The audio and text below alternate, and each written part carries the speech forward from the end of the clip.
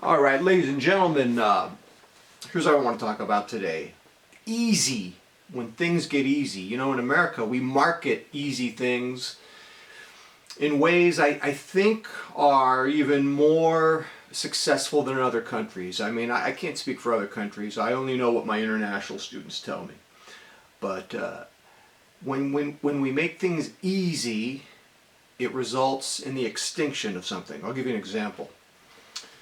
For me, music died in 2005. Pretty much died. Oh, I still occasionally will enjoy a song here and there, but music died in 2005. I got an iPod. Got an iPod. I would make these playlists, and something happened to the music listening experience, and pretty much died. I mean, playlists were more like just a wallpaper of sound, background music. And then it got worse. Oh gosh, I got a smartphone when my daughters were in preschool. So that was 7 years ago. 7 years ago I got a smartphone and I was streaming music on my phone and on Bluetooth speakers. And then music really died after that. It was just this sort of mediocre background music situation. It's not really listening to music. And I remember I had to work really hard to enjoy music when I was a little kid, 10 years old. You know, had a turntable, play these LPs. It was a huge event to play. Rare Earth had a song called Get Ready. I put that on. It was a 45 single. And I would put Hey Jude on by the Beatles, or Three Dog Night, Joy to the World, Jeremiah Was a Bullfrog. Listening to music was all-consuming. It was an immersive event. There's no way I enjoy music like that anymore. We've made it too easy. And I've grown up in a culture that is marketed easy as being a good thing, but it's really just preying upon our laziness and our gullibility, and it really does result in our death. I can give you more examples. I have students from other countries, Europe, Latin America, and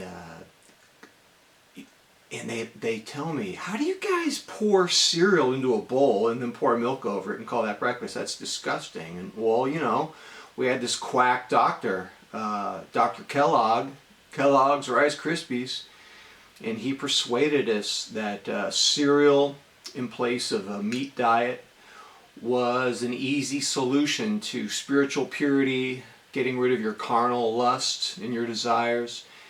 And so I grew up with cereal, man. Baby food, really. We eat cereal. I love cereal. It's hardwired into me. I miss it. I'm not eating it right now. I would love to eat cereal. Then there was this quack minister named Sylvester Graham. He invented the graham cracker, and he pretty much made the same claims that Kellogg made.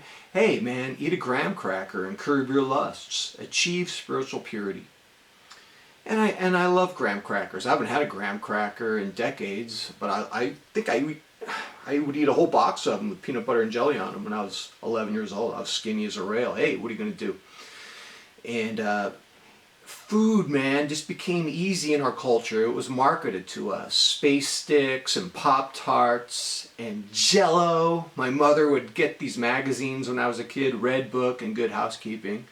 Quick and easy desserts with Jell-O. You know, I hate Jell-O. Jell-O led to the death of food, man. Pop-Tarts and cereal and Jell-O.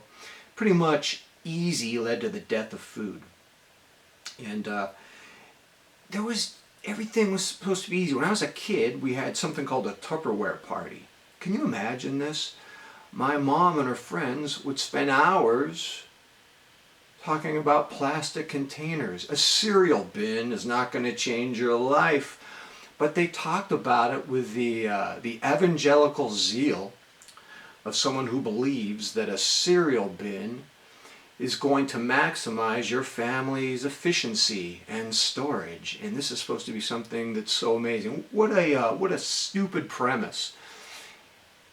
And then my mom and her friends, they would dye their hair blonde, wear short skirts and white go-go boots, and become Avon ladies. Now, everyone in the neighborhood had Charlie Brown soap dishes and Linus back scrubbers. And we got all these like bubble baths with Lucy and Snoopy. And you know, we've somehow achieved the American dream of cleanliness. And all of these things were so infantile. It was such a form of baby regression. That would have been the late 60s. So the 70s come. Oh my God, the 70s was just getting worse. The 70s was getting out of control.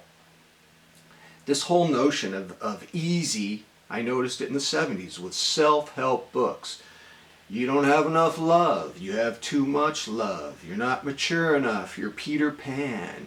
You need to work on your charisma. You need to work on your powers of persuasion. You need to quit eating sugar. Your eating is destroying the planet. And I've got 10 easy steps you can do to get out of your rut. Yeah, whatever, man. All of these things spoke to our desire for the easy life, for easy solutions. And I knew instinctively this was wrong. In 1975, I got bit by the bodybuilding bug. And I loved doing calf raises. And like, I would touch my calf the next day, it was tender to the touch. It was sore. I liked it. Oh yeah, this is a sign of growth. I like doing flat dumbbell flies. My pecs would be all sore the next day. Oh yeah, I would eat a nice high protein dinner and go to bed. I could feel my muscles growing. Oh yeah, I kind of knew deep down that the easy life was a fraud.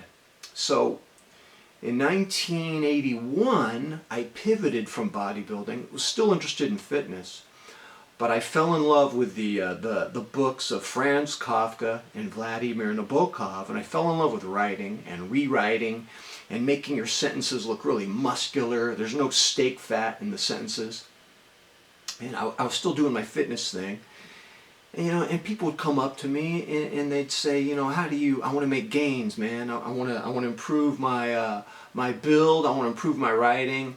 And people were always looking for magic bullets. And there are no magic bullets.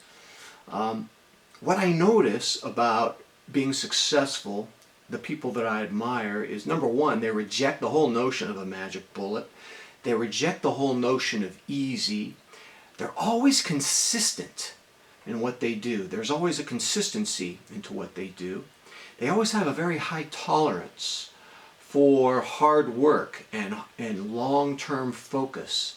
They have a very mature attitude also about improvement. They acknowledge that when you make improvements, that it's a long-term situation. There's no such thing as an overnight situation. You know, this whole notion of the easy life, it's not just that it's been sold on us, but it's been so inculcated or ingrained or repeated. I think it's in our default setting now to have the easy life. And I got to tell you, in 18 months, I'm going to retire. I'll be 61 when I retire. They've done studies. If you retire at 55, your chances of a premature death are far greater than if you retire at 65.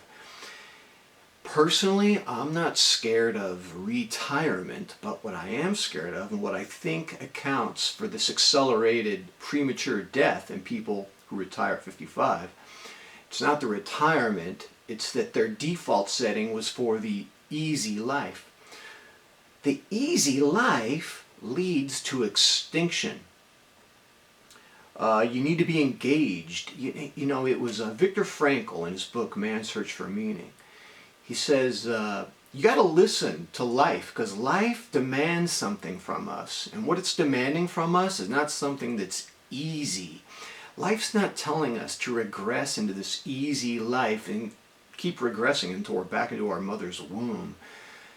The songwriter John Mellencamp said, you weren't put here on earth for an easy life. You were put here to challenge yourself. And as I go closer to retirement, I'm taking these premises very seriously. I'm kind of looking with fond amusement too at my past, you know, the food and the music, and seeing how the easy approach to that stuff really compromised it almost to the point of death. Ladies and gentlemen, how you doing, man, with the easy life versus the challenged life, man? You got any secret sauce on this subject? Let me know, man. All right, ladies and gentlemen, until next time, I'm out.